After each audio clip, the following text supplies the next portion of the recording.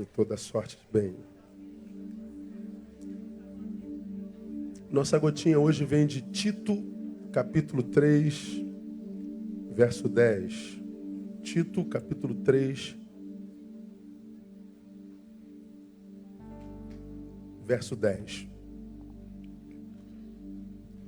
Eu ouvi essa semana, minhas amizades acabaram comigo. Eu não sei se foram as amizades que acabaram com ele, mas que ele está acabado, ele está. E aí me veio esse texto ao coração. Ao homem faccioso, depois da primeira e segunda admoestação, faz o quê? Evita. Vamos juntos, nossa voz. Ao homem faccioso, depois da primeira e segunda admoestação, evita-o. Pode sentar um pouquinho. Minhas amizades acabaram comigo. Eu acredito que um dos maiores instrumentos que o diabo usa hoje para matar, roubar e destruir são amigos, amizades. Amizades tão somente na perspectiva daquele que é o alvo da morte, da destruição e do roubo.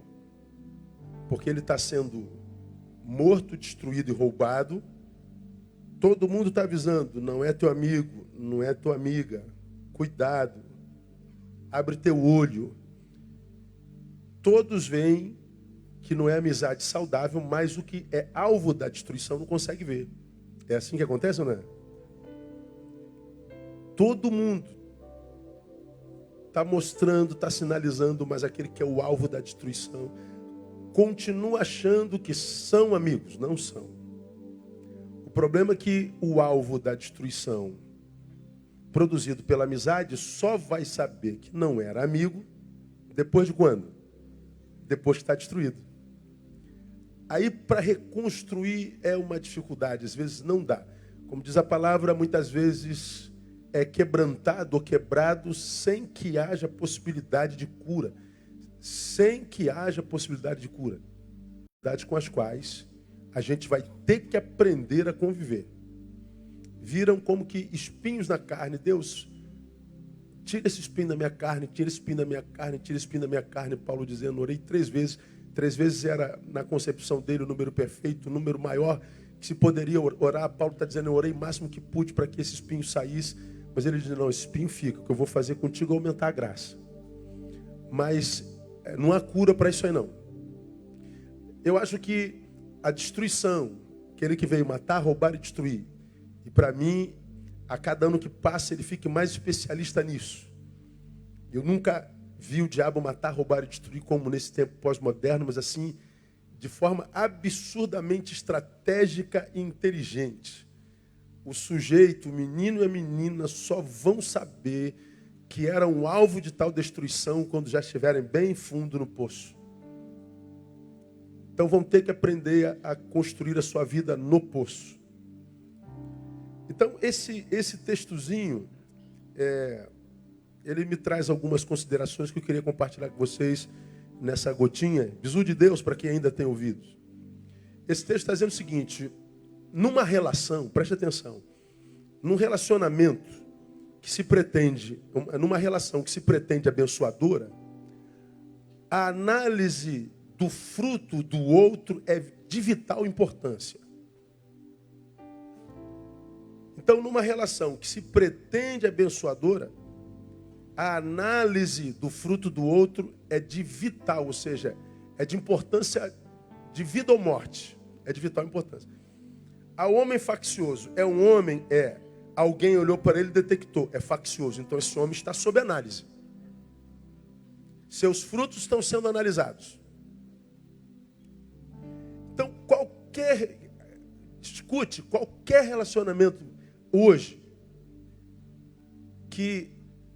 onde os relacionáveis desejam abençoarem-se mutuamente, essa relação precisa ser através da análise do fruto do outro, inevitavelmente. Se você entra numa relação de amizade, de amor, de negócios, só pelo afeto, só de boa vontade, desarmado, deixando a razão do lado de fora, a análise do fruto lá de fora, você vai se arrebentar. Não tem jeito. Toda relação precisa começar na racionalidade. Eu preciso saber com quem estou me relacionando. É aquela evolução da relação, né? No início, eu estou com você, mas a proposta é ser com você. Então, enquanto eu estou, eu te analiso para saber se serei. Deu para entender, não? Então, se no estar você percebe que o fruto é um fruto adoecido, como a facção, vou falar sobre ela já já, o texto está dizendo, depois de uma outra admoestação, evita. Então o texto está dando uma aula de análise transacional. Os psicólogos sabem o que é isso. Não dá para entrar numa relação sem analisar fruto. Agora, eu preciso salientar isso. É análise, não julgamento. Qual é a diferença da análise para o julgamento? É que a análise só é possível para quem está perto.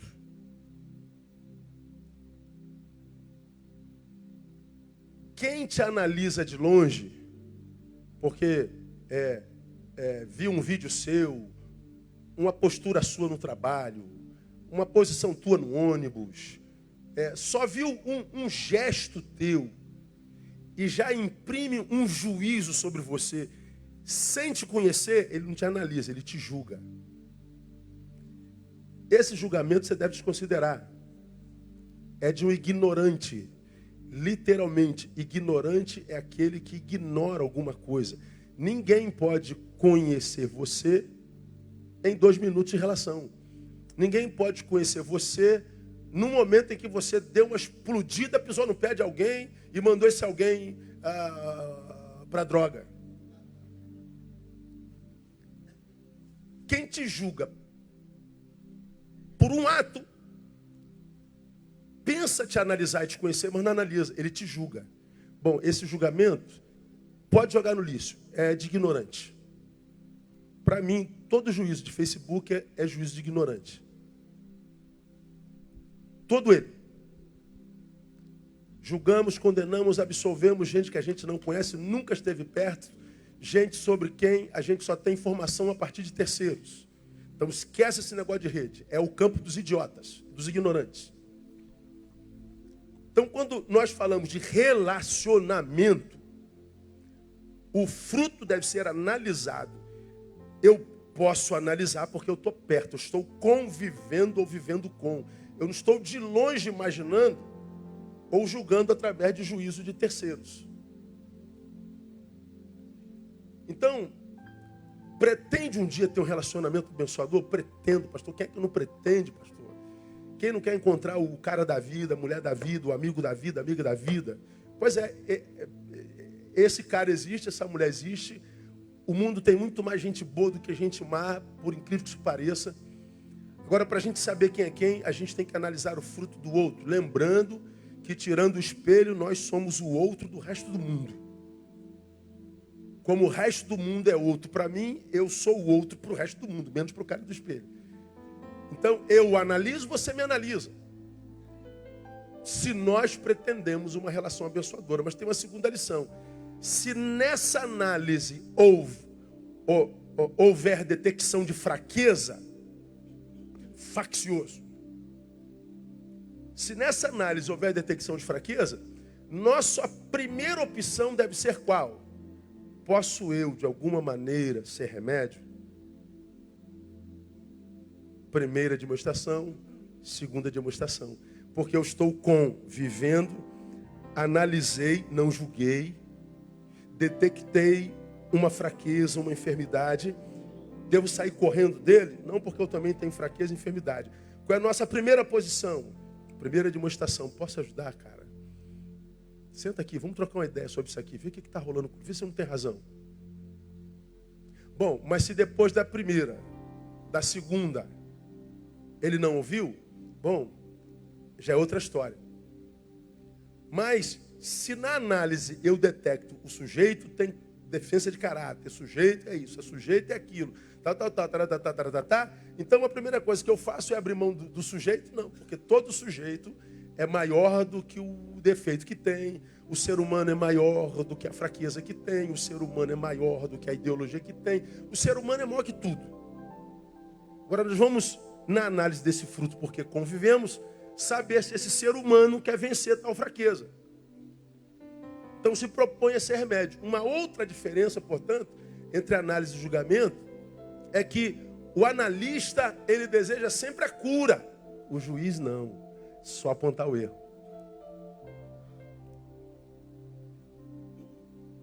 Se eu estou me relacionando, analisei, detectei, porque eu não estou julgando, eu estou analisando, eu quero ser a cura.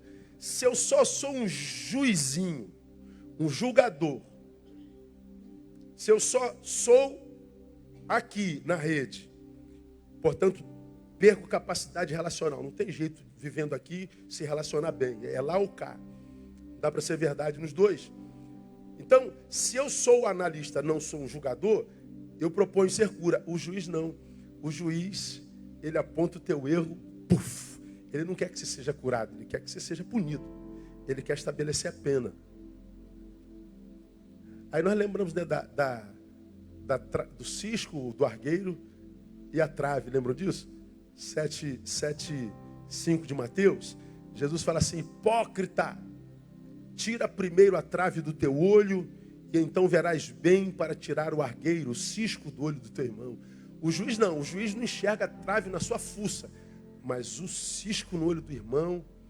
E quando ele vê o cisco no olho do irmão, ele não quer tirar o cisco, ele quer cegar o olho. Então você quer uma relação legal? Você quer começar com uma amizade saudável? Você pretende um amor edificante? Analise o fruto. Certamente você vai encontrar fraqueza. Veja se você pode ser cura. Aí vem a última consideração. Se a fraqueza for facção, não insista, desista.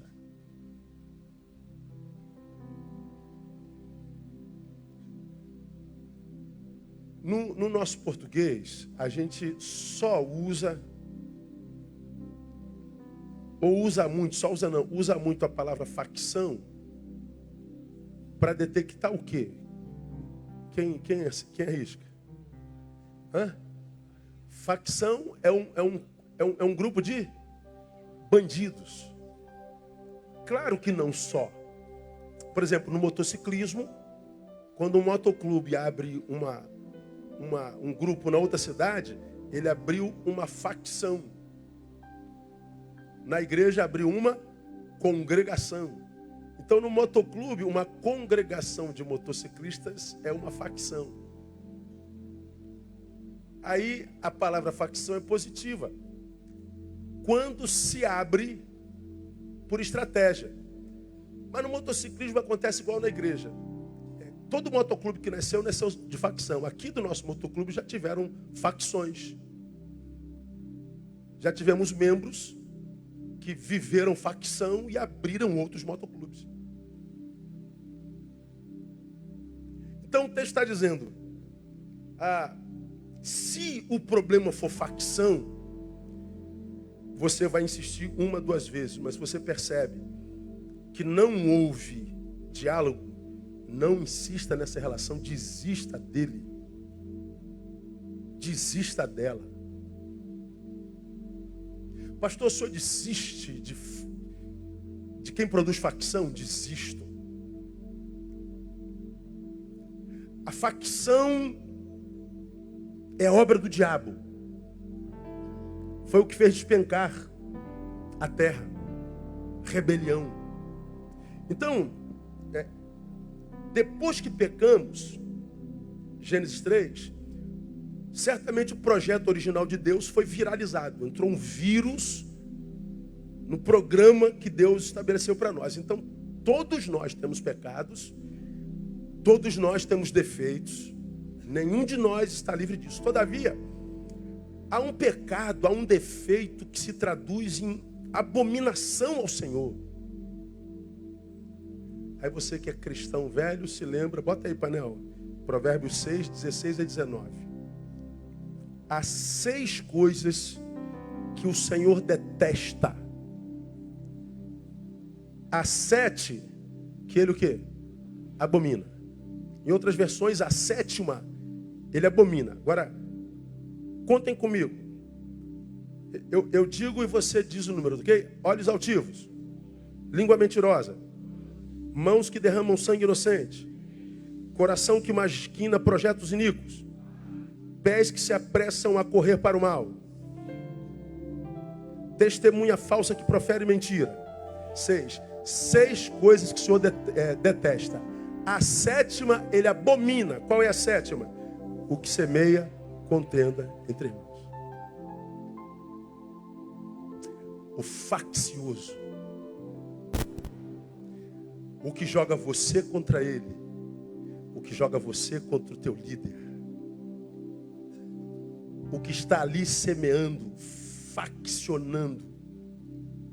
Essa pessoa, à luz da palavra, é uma abominação ao Senhor. Aí vem Cristo e diz, depois de uma ou outra demonstração, vem Paulo e diz, evita. O que o texto está dizendo é que existem amizades impossíveis de acontecer. Só não entende quem não quer. Só se decepciona com gente quem quer. Dividiu. Acabou, irmão. Deixa lá, deixa sentadinho aí. Mas já sabe quem é. Relaciona-se porque quer.